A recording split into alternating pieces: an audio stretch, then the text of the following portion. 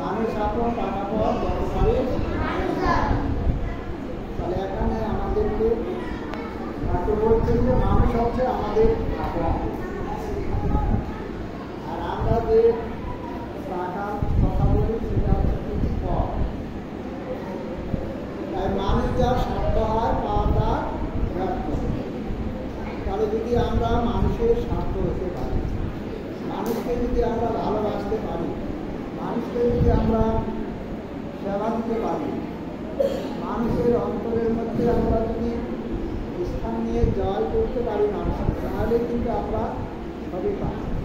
তাই ভাবে বলছে যে মানুষ যার স্বার্থ হয় পাওয়া তার ব্যর্থ। তাহলে মানুষ যদি আমাদের স্বার্থ হয়, মানুষ যদি আমাদেরকে ভালোবাসে, মানুষের যদি আমরা প্রিয় হয়ে উঠি, তাহলে মানুষ আমাদের বেশি করে ভালোবাসে।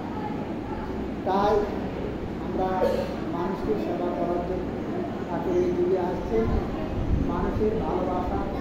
তাকে বলছে যে আমি চাই যাতে তোমরা কি হও, মানুষ হও, তোমরা সবাই মানুষ হও, তোমরা সবাই আধ্যাত্মিক চেতনায় তোমরা এক একজন আধ্যাত্মিক ব্যক্তি হয়ে গেছে, তোমরা ঠাকুর হয়ে গেছে। তাই তিনি সবসময় আমাদের জন্য কর্মকাণ্ড করেছেন। এই সৎসঙ্গের যে একটা ধারা, সৎসঙ্গের কর্মকাণ্ড, এটা শুধু মানুষ নিয়ে, এটা কোনো ব্যবসা নয়। মানুষকে ঠাকুর কাছে যোগ্যতা করে তোলা।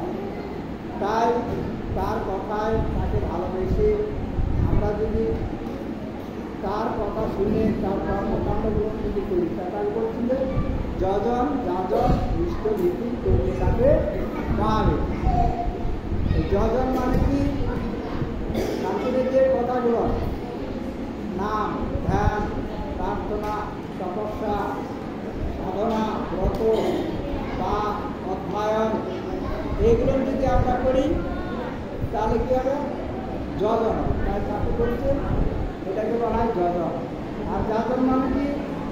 এই যজন করে ঠাকুরের যে কথাগুলো, ঠাকুরের যে আধ্যাত্মিক চেতনাগুলো পরিবেশন করা মানুষের কাছে, পরিবেশের কাছে, পারিপার্শ্বিকের কাছে, তাদেরকে ইষ্টের কথা, ঠাকুরের কথা, ভগবানের কথা করে তাদেরকে উদ্বুদ্ধ করা এবং তাদেরকে ঠাকুরের সঙ্গে যুক্ত করা, এটাকে বলছে যাজন।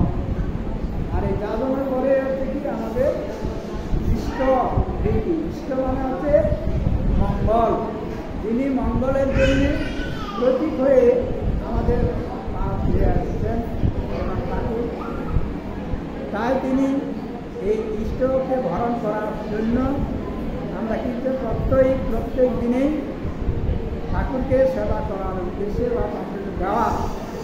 ঠাকুর বলছেন যে ইষ্টরীতি মানে এক মুঠো চাল বা একটা টাকা দিয়ে ভগবানকে কিন্তু পূরণ করা যায় না, কেনা যায় না। তো এটা কি বলছেন? ঠাকুর বলছেন এটা অভ্যস্ত হওয়া। তোমার চরিত্রে ইষ্টের জন্য, মঙ্গলের জন্য ভগবানকে সর্বকর্মের আগেই অতি প্রত্যক্ষই তাকে কিছু দেওয়া। তাই ঠাকুর বলছেন যে ছেলে মেয়েদেরকে দীক্ষা দিয়ে তাদেরকে কী করে তুলতে হবে? অভ্যস্ত করে কিছু পিতৃভীতি, মাতৃভীতি, ইষ্টভীতি, ভাতৃভীতি, অর্থাৎ প্রত্যেক দিনই যাতে ছেলেমেয়েরা তার বাবাকে বা মাকে, বড়জন গুরুজনকে তারা কিছু যেন দেয়। এই যে এটা দেওয়াটা অভ্যস্ত হওয়া, এই অভ্যস্ত করতে করতে তারা তাদের ভিতরে একটা কি আসবে? চেতনা আসবে, তাদের মধ্যে একটা করার চেতনা আসবে, অভ্যস্ত হবে। তাই ঠাকুর বলছেন যে এই দেওয়াটাই হচ্ছে মূল জিনিস। আমরা আমাদের জীবনে